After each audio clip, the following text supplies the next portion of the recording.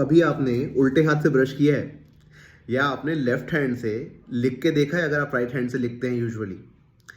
अगर आपने ऐसा ट्राई किया है तो बताओ ज़रा कैसा लगता है शुरुआत में?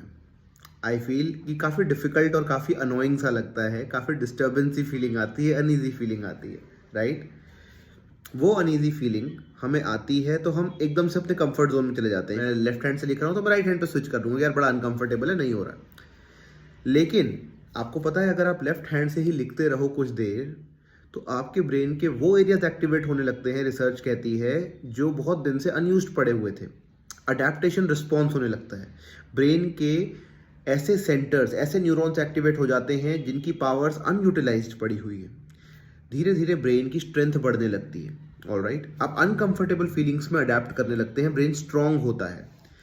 ब्रेन को ना बहुत ज़्यादा आदत पड़ी होती है कंफर्ट में रहने की। वो जल्दी से चीज़ें बदलता नहीं है, पैटर्न्स को तोड़ता नहीं है। पैटर्न्स तोड़ना ब्रेन के लिए बहुत ही अनकंफर्टेबल चीज़ है। वैसा ही एक पैटर्न है आपकी एंग्जाइटी और ओसीडी, राइट?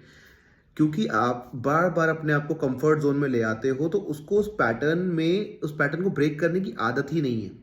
ठीक है, आपको अगर ओसीडी या एंग्जाइटी के पैटर्न से निकलना है तो आपको अनकंफर्टेबिलिटी को अपना दोस्त बनाना पड़ेगा।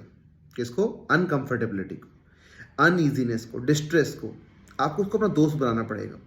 फॉर एग्जाम्पल, और बहुत छोटी छोटी चीज़ों में, सिर्फ आपको अपनी बीमारी के अंदर ही नहीं, नॉर्मल लाइफ में भी। मान लो मैंने कल किसी को एग्जाम्पल दिया एक पेशेंट को कि आप जा रहे हो, दिल्ली में मेट्रोज हैं तो लिफ्ट भी है ऊपर प्लेटफॉर्म पर जाने के लिए और ये भी है, सीढ़ियाँ भी है, स्टेयरकेस। So I said कि even if you have a lift in front of you and you have a staircase in front of you, choose to go by the staircase.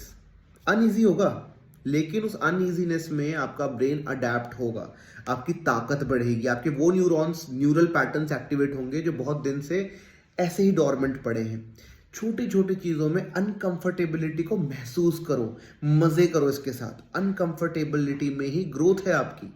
कोई भी चीज़ जिसमें सक्सेस मिलता है, जिसमें ग्रोथ होती है, दुनिया में कोई भी चीज़ वो कभी भी इजीली नहीं होती। हर एक चीज़ को, हर एक अच्छी चीज़ को बनने के लिए थोड़ा अनकंफर्टेबल एक्सपीरियंस से गुजरना पड़ता है। बच्चा भी जब पैदा होकर चलना सीखता है तो 10 बार गिरता है, फिर उठता है, फिर चलता है, राइट? हम एग्ज़ाम देते हैं, हम बचपन में पढ़ाई करते थे, कई बार गलतियां करी करी करी तब जाके एक्सपर्ट हुए। मैंने तो बहुत ज़्यादा अपने घर पे और टीचर से डांट सुनी मैथ्स के लिए। तो लेकिन करते करते करते I became expert in things and you also became expert in things. जिन चीज़ों को हमें डिफ़िकल्टी लगती थी अब मज़ा आता है करने में, राइट? तो मैं हमेशा बोलता हूँ जिन लोगों को भी एंग्जाइटी और ओसीडी की प्रॉब्लम है, अपनी लाइफस्टाइल को ऐसा बनाओ कि छोटी छोटी चीज़ों में ना अनकंफर्टेबिलिटी को एंजॉय करने लगो। खुद से लुक फॉरवर्ड करो, खुद से जाओ अनकंफर्टेबल सिचुएशन के पास। ठीक है, थोड़ी देर अपने चश्मे को उल्टा लगा के देखो।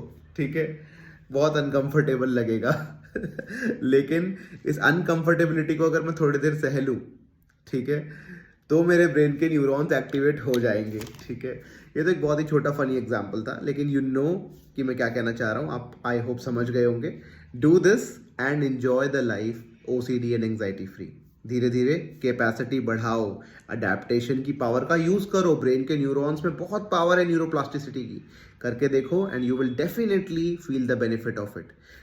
एंग्जाइटी और ओसीडी से हीलिंग आप चाहते हैं, प्रॉपर ट्रीटमेंट चाहते हैं, तो never ever wait to seek treatment. जरूरी है कि आप प्रोफेशनल हेल्प लें। Alright, take care and keep beating your mental health issues like a pro.